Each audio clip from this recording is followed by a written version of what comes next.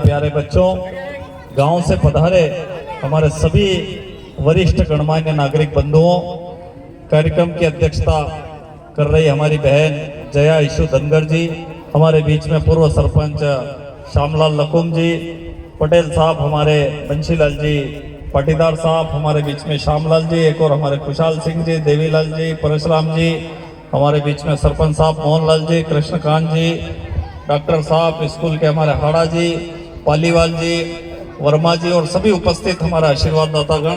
काफ़ी समय हो जाएगा, नाम लेंगे क्योंकि 12:30 के आसपास बज गए हैं। काफ़ी लंबे समय से आप लोगों का कार्यक्रम चल रहा। आज बड़ा ही हर्ष का विषय है कि हम लोग 80वां स्वतंत्रता दिवस मनाने के लिए ग्राम काचरिया चंद्रावत में एकत्रित हुए।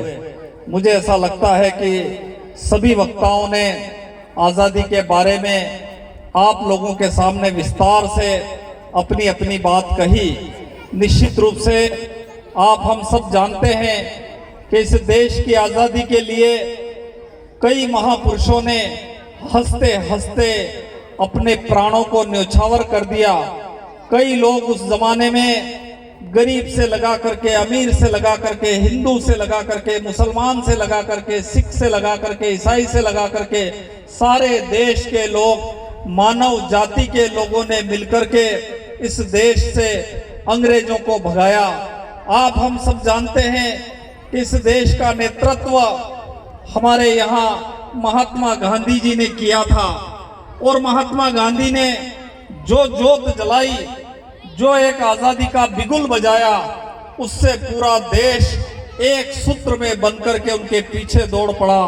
जवाहरलाल नेहरू जो इस देश के प्रथम प्रधानमंत्री थे, उन्होंने 9 साल और 45 दिन तक अंग्रेजों की जेल में बिताए। जिनके कहा जाता है कि जिनके कॉलेज के सामने 4 गेट हुआ करते थे और चारों तरफ जो गाड़ियां पड़ी रहती थी कि किस गेट से जवाहरलाल नेहरू निकल जाए और वो गाड़ी में बैठ कर के आ जाए।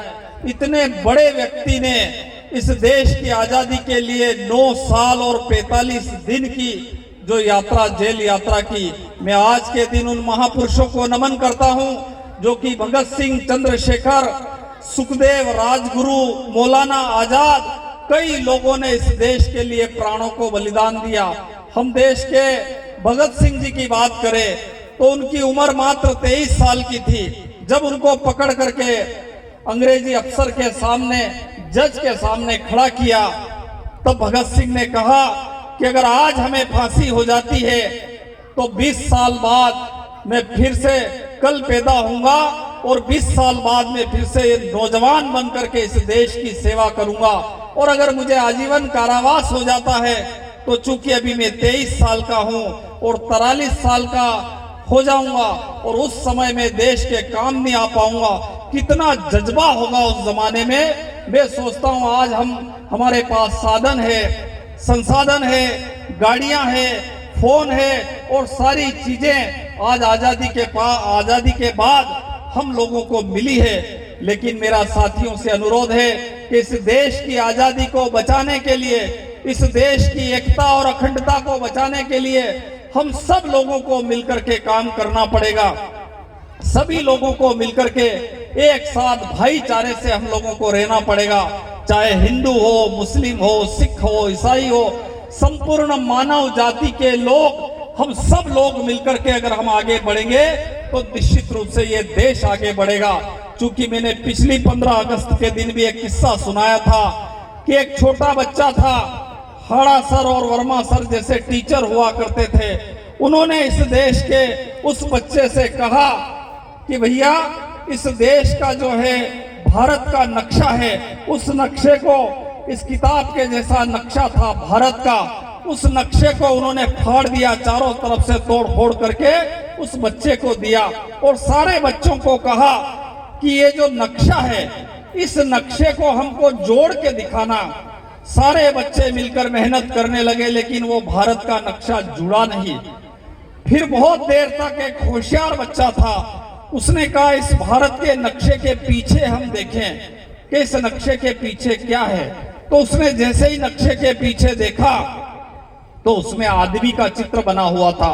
उस आदमी के चित्र पर हाथ की जगह हाथ को जोड़ा, पैर की जगह पैर को जोड़ा, सर की जगह सर को जोड़ा, पेट की जगह पेट को जोड़ा और देखा आदमी को जब आदमी से जोड़ा और पलटा करके देखा तो पूरा भारत का नक्शा बन गया था। मैं इस कहानी के माध्यम से और उन जो सर थे उनकी जो शिक्षा थी उसके माध्यम से आपको ये कहना चाहता हूं कि सारी जातियों के, सारी बिरादरियों के, सारे धर्मों के लोगों को हम साथ मिलकर के अगर चलेंगे तो निश्चित रूप से मानिए कि ये देश फिर से दुनिया का सिरमौर बनेगा और इस देश की एकता और अखंडता बनी रहेगी। कारण यह है कि देश कभी बिल्डिंगों से नहीं बनता। अगर आपने बड़ी हवेली बना ली उससे देश नहीं बनेगा, आपने कोई बड़ी गाड़ी ले ली उससे देश नहीं बनेगा, आपने कहीं खेत बड़ा बना लिया उससे देश नहीं बनेगा। देश बनेगा जो है लोगों से बनेगा, न कि लकीरों से बनेगा। और हमारे महापुरुषों की जो कुर्बानियां थी, जिन्होंने अपने प्राणों को न्योछावर किया, लाखों लोग उस आंदोलन में मर गए, लाखों लोग उस आंदोलन में शहीद हो गए। उन लोगों की कुर्बानियों को हम लोग कहीं व्यर्थ न जाने दे। मैं पुनः आपसे निवेदन करना चाहता हूं कि ये देश और ये आजादी शहीदों की अमानत है, मंदिर मस्जिदों का चढ़ावा नहीं। इससे अज़ा आरती से इन्हें दूर रखना, क्योंकि इनसे गुलामी की बू आती है। मेरी पुनः प्रार्थना है कि हम सब लोग मिलकर के काम करें। इसके साथ साथ हमारे गांव के सारे बच्चे और सारे बुजुर्ग मिलकर के, चूंकि हमारी यात्रा सर भी कह रहे थे और सभी वक्ताओं ने कहा कि हमारी यात्रा काफी कठिन रही, क्योंकि हमारा गांव शुरू से कमजोर और गरीब रहा। वो लगातार कोशिश करता रहा, लेकिन मैं यहाँ के बुजुर्गों को सलाम करता हूँ, यहाँ के युवाओं को सलाम करता हूँ कि उन्होंने उस मुश्किल परिस्थितियों में, मुश्किल कठिनाइयों के दौर में आप लोगों ने मिलकर के जो मेहनत करी, शिक्षकों के माध्यम से, गुरुजनों के माध्यम से, और बच्चों ने भी मेहनत करी, उसी का परिणाम है कि आज धीरे धीरे ही सही लेकिन हमारे गांव ने अंगड़ाई लेना शुरू कर दिए। और कहीं न कहीं, जैसे मेरी दोनों बेटियां बैठी हुई, हमारी बहनें गीता बबीता, एक फिल्म आई थी, एक और दुर्गा कहीं निकल गई हो, उनको भी मैं हमेशा गीता बबीता कहता था और इनको भी गीता बबीता कहता था। अभी ईशु भाई और हमारे लकुम साहब बता रहे थे कि दुबई में, विदेश में जाकर के 1 साल तक हमारे गांव की बेटी ने इस गांव का नाम रोशन करने के लिए वहां डॉक्टर के लिए काम किया। तो उदयराम जी जो उनके पिता है, वो निश्चित रूप से मैं उनमें जो उस फिल्म में महावीर सिंह की जो भूमिका देखता हूं, वैसी की वैसी मेहनत उन्होंने करी। हम दोनों बचपन के बहुत साथी रहे और लगातार जहां भी कुएं से लगा करके खेत में जाते थे, हम लोग साथ जाते थे।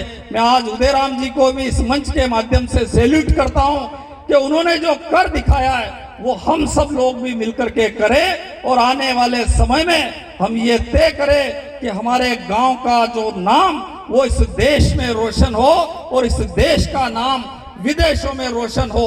इन्हीं शुभकामनाओं के साथ अभी जो बच्चों ने एक प्रस्तुति दी है, 1 मिनट की बात और रही है कि इन बच्चों ने जो प्रस्तुति दी है कि किस प्रकार से शराब जो है धीरे धीरे लोगों को निगल रहा है, किस प्रकार से लोग जवानी में बूढ़े दिखने लगे, किस प्रकार से लोगों के जो खांसने से लगा करके, टीबी से लगा करके लोग पूरी तरह से बर्बाद हो गए।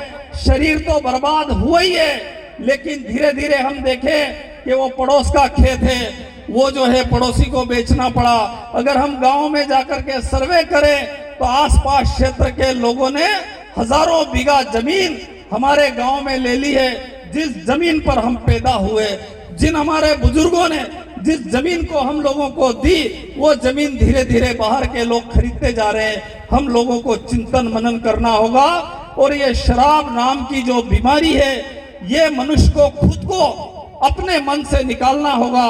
कई बार एक कहानी थी कि एक संत थे, उसके पास एक व्यक्ति जाता है और जाकर के कहता है, साहब मुझे शराब छुड़वाना। हड़ा सर के पास आया एक आदमी के साथ, मुझे शराब छुड़वाना। और वो बार बार आए, ये बोले कि 8 दिन बाद आना। जब 8 दिन बाद आए तो वो बोले कि साहब शराब छुड़ाना, तो ये बोले 15 दिन बाद आना। एक दिन इन्होंने हड़ा सर ने ये पकड़ के खंबा पकड़ लिया जबरदस्त दोनों हाथों से। लोग देख रहे, वो आया कि साहब क्या हुआ, तो हड़ा सर कह रहे मुझे खंबा छुड़वाओ, मुझे खंबा छुड़वाओ। वो कह रहे आपने तो पकड़ रखा है। तो हड़ा सर कह के मैं 1 महीने से तुमसे बोल रहा हूं कि ये शराब पकड़ किसने रखी है, ये खुद ही व्यक्ति ने पकड़ रखी है और खुद को ही छोड़ना पड़ेगी। तो मेरी आप सब लोगों से प्रार्थना है कि हमारे क्षेत्र में हमारे जो बच्चे हैं और जो बुजुर्ग हैं वो भी इस विषय पर चिंतन मनन करें और शराब की बीमारी बंद करें। इसके साथ साथ जो कि सिगरेट, बीड़ी, तंबाकू जो कि कैंसर जैसी घातक बीमारी, क्योंकि मेरे पिताजी को कैंसर हो गया था। कैंसर क्या होता है उसको हमने बड़ा नजदीक से देखा है। तो मेरी आप सबसे प्रार्थना है, आज ही 15 अगस्त के दिन हम ये संकल्प ले कि इस देश की आजादी के 80वें जो स्वतंत्रता दिवस के ऊपर हम ये संकल्प ले, हम ये कसम खाए, ये शपथ ले कि आज के बाद हम शराब, बीड़ी, तंबाकू, गुटखा, पान मसाला कुछ नहीं खाएंगे और निश्चित रूप से उन सब पैसों को मिलकर के इन बच्चों के भविष्य में लगाएंगे। धन्यवाद। जय हिंद, जय भारत, जय हिंद।